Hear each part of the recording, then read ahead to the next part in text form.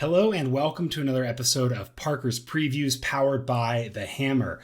This is the show where I take data and stats and I use them to model how we should think about interesting football matchups and interesting bets in college football. This is my third show for the week. If you're subscribed to the show or to at Parker's Previews on Twitter, you've already seen previews for two other games this week. Make sure you go check those out. And today I'm going to talk about another game that is two P5 teams in a non-conference SEC-ACC matchup. And I think it's a really good one that I want to talk about here today. Some contrasting styles and maybe some comments about fading a team for a specific reason. So I want to talk about Georgia Tech hosting Ole Miss this weekend. This line opened at Ole Miss 12.5, has fallen all the way down. You could get it at 12.5 early in the week, but it's fallen all the way down to 16.5. I still really like this bet. I'm seeing 16 some places, 17 other places. So if you can get that 16.5, this is a good bet. 82% of the bets are on Ole Miss. 82% of the money is on Ole Miss as well. Really a mismatch here, and we're really going to fade Georgia Tech. So first and foremost, let's look at some of our first principles, just some of our basics here as we talk about this matchup. So first things first, Ole Miss, 2 games against Troy and against a FCS team.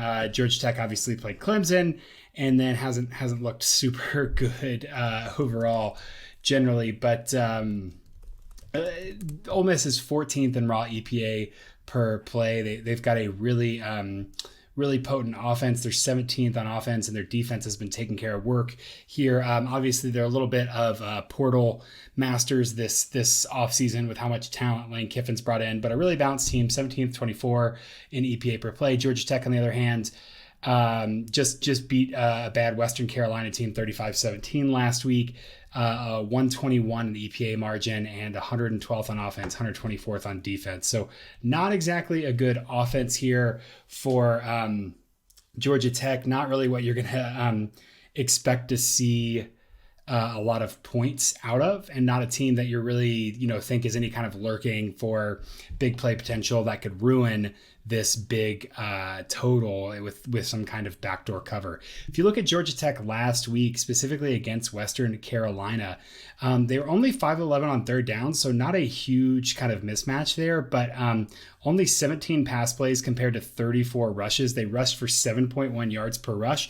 That's just the fact that Western Carolina is just a mediocre FCS team, and Georgia Tech at least has Power 5 athletes on their roster. So the fact that they couldn't get the pass game going with Jeff Sims is a little bit makes me a little bit nervous that what they mostly did was just run against Western Carolina. Georgia Tech did have a two short touchdown drives as well, a 60-yard drive and a 39-yard drive.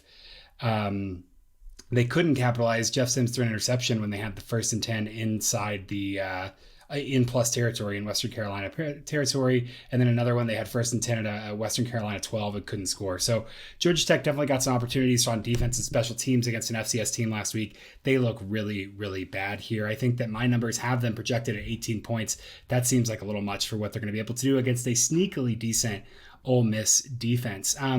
Let's talk first about this Ole Miss offense, though. The passing game doesn't look like it's really been as fleshed out as they want it to be. They're 90th in EPA per pass, but they are 1st in EPA per rush. Jackson Dart, Luke Altmaier, both playing differently to different, have different strengths. I think that Lane Kiffin likes Altmaier a little bit more, likes his processing, what he can do, what he brings to the table. But Jackson Dart certainly has that athleticism. And I mean, some issues with both of them with turnover-worthy plays and a couple drops. So some stuff to be desired in the passing game, but I trust Lane Kiffin to figure that out. So I don't think this 90th in EPA per pass is going to last very long. Georgia Tech on defense is, of course, just awful on both sides. 117th in the pass, 117th in the rush. Ole Miss really likes to run a lot. Ole Miss is one of 3 teams last year that had 3 guys with at least 100 rushing attempts. And so they're going to run the ball if they let you. They really like to run that kind of basketball on grass. If you give us a light box, we're going to go to space. And so I really think this could be high volume, rushing attempt could really wear Georgia Tech down pretty early. If you look at Georgia Tech's success rate, a little bit better against the pass, 79th than they are against the rush. Granted, it is harder to pass than it is to rush in general in college football, so that makes a lot of sense, but really bad defense here that doesn't seem very good at stopping the rush at all. Allowing 4.2 points per quality possession, so that's rough as well. And then a huge split on early and late downs EPA, 128th on early downs, a little bit better on fourth down there for Georgia Tech. So definitely a split where Ole Miss will have the opportunity to move the ball consistently early in the game and early in the series, and that alone will go really, really far for that frees up Ole Miss's offense a lot, because they're going to be able to take those shot plays and move the ball explosively on early downs. If you look at Ole Miss's rushing, they do have a sort of a three-headed monster. Not as many attempts for Ulysses Bentley, the SMU transfer, who I thought would be really involved in this, but Zach Evans with 31 carries, 5.9 yards per attempt, and then Quinshawn Judkins, who's an underclassman, 8.0 yards per carry. 8.0 yards per carry. And it looks like Bentley is a little bit more the red zone back. He has 2 touchdowns, but he only has 5 carries. So definitely split between Evans and Judkins. They'll run the ball a whole lot. They're both super explosive. Judkins has 5.5 yards per contact or yards after contact per attempt, but his long run is only 34. So that's not outweighed by like a really big single play. He didn't break for 82 yards or something overall. But and then Zach Evans, almost 2.94 yards after contact. If you look at Georgia Tech and their defense, we're going to see that missed tackles are a really big deal as well for them. Georgia Tech's defense has missed in just 2 games here. They have missed 27 tackles in 2 games. So huge opportunity for Yak for yards after contact for the Ole Miss running backs here. I think they'll move the ball super consistently on offense against Georgia Tech's defense. There's just not a lot that defensive unit is going to do. You look at Ole Miss's success rate, number 1 in the rush, number 58 in the pass. So even as they're not explosive in the pass game yet, they are super efficient in the rush game and pretty efficient overall in the pass game. So that really, that's the strongest unit on either side of the ball here is Ole Miss's offense. I think this will really dictate the pace and how this game goes. On the flip side, if we look, Ole Miss pretty balanced on offense, or excuse me, on defense. Georgia Tech's offense is pretty bad, I don't like to use the word feckless lightly. I feel like I've used it once or twice about some other teams, but Georgia Tech's offense is bordering on feckless. Jeff Sims completing 58.5% of his passes, 5 yards per attempt. His average depth of target is only 8.2. They've dropped 7 passes. He's been pressured 18 of his 62 dropbacks, so almost quite a third there. Really, really rough. When you look at kind of their downfield attempts, they haven't completed a pass over 20 yards. And if you look at Jeff Sims' game by game kind of completion, he really did not complete anything downfield against Clemson at all either. So most of that relative success that they've had came against a pretty bad FCS team, and came only on eight completions and 17 attempts, 47.1% completion there for Sims. Not a great showing. This offense really doesn't have a lot of spark, not getting quality possessions at a high rate.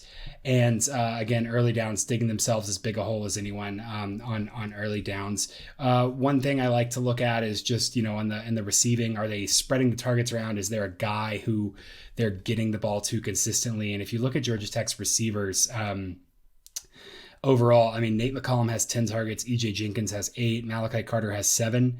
And those guys are just, split, but none of them are really blowing up off the page. One passing touchdown total for Georgia Tech in 2 games this season. So I don't think this Georgia Tech offense is going to move the ball consistently very well. I don't think they defend the run very well. We know that Ole Miss is a team that likes to run a lot. Georgia Tech also running a lot, 121st in rush rate over expected. You can tell that they're so slow in that because they don't have any passing offense and they're having to run to make up for that lack of passing offense. So the big question here comes to pace. It comes to drives. 16 and a half, though, if you can get it there, if you can get it at 16, all the better. That's 3 scores. That's pretty manageable, even if Ole Miss does kind of take the foot off the gas. There's 2 aspects there. One, Georgia Tech doesn't have the offensive firepower to come back and get that backdoor cover. And 2, Ole Miss's backups are probably on par with Georgia Tech. We've seen, Clemson, things kind of unwound for Georgia Tech in the second half. I think that they'll be a team that kind of packs it up after a couple quick scores by Ole Miss. So this game I like a lot. I think that this is a pretty sharp bet here to kind of fade Georgia Tech, specifically when they have issues where they're getting beat physically and they are how do I say this diplomatically? Potentially going to be looking for a change in leadership, just as that's not really panned out. You have to wonder about investment. This is a game where, it's not a rivalry. It's not something that's, there's not a trophy for this game or anything that's really motivating these guys for this to be a big upset. Ole Miss isn't, a powerhouse that they're looking to upset or anything. They're just a pretty good team. I think this is a really nice spot for the Rebels to cover. If you look at the total right now, it sits at 63. I think it opened at 60, got bet up a little bit. 92% on the under at 63 of bets and 91% of the money. I like the under here because Ole Miss could score 40 points and the under would still hit. I don't know that Georgia Tech's going to score enough to hit an under here. So, the 63 is 63 and a half at some places. I'm seeing there's 64 you can get as well. So any of those 3, I mean, I have this projected, a crazy amount of points for Georgia Tech with this 18 and 38 for Ole Miss. I still think Georgia Tech's not going to be able to score that much. I think you're pretty safe with an under 63, under 64 bet there as well. Not sure I would go too much lower than that because Ole Miss is going to put up points, and you don't want to be betting on garbage time, right? You want to make sure you're safe on the first. You're safe in the kind of the bulk of the game and not worried about, hey, is garbage time? Do I have to divine whether they're going to stop scoring or whether they're going to pull back? But overall, a good bet here. You've got a highly motivated Ole Miss team with a lot of transfers who kind of are looking to prove that they belong in the NCAA, prove that they can compete at the SEC West level. You've got a really good rushing team in Ole Miss, and you've got a very poor rushing defense in Georgia Tech and a very unmotivated, kind of rudderless team there as well. So a good spot for a big cover here by Ole Miss on the road. This is one of my favorite bets of the week. Thanks so much for listening. This is the 3rd video of 3, like I said at the beginning. So make sure you are following on the channel and you are subscribed to @Parker's Previews on Twitter and @Stats and More on Twitter, where I'll post graphs, talk football, help us be better consumers of college football content and better investors in the game of football. Thanks so much. Best of luck this week. And I'll catch all y'all next week.